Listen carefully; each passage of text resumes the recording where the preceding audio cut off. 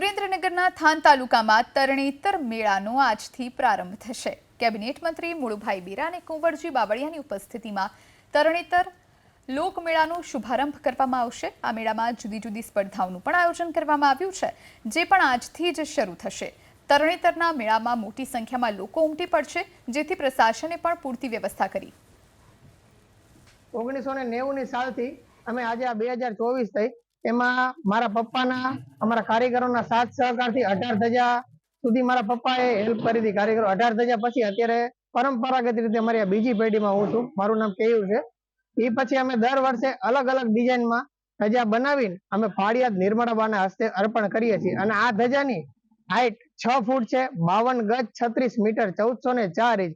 સુરેન્દ્રનગર જિલ્લા પોલીસ દ્વારા જે તરણેતર તરફ આવતા તમામ જે રસ્તાઓ છે એ રસ્તાઓ પર ટ્રાફિક નિયમન માટેની વ્યવસ્થા કરવામાં આવેલી છે। મેળાના અંદરના ભાગે તમામ લોકો પરિવાર સાથે સુરક્ષિત રીતે ફરી શકે તે માટે પૂરતો બંદોબસ્ત ગોઠવવામાં આવેલો છે।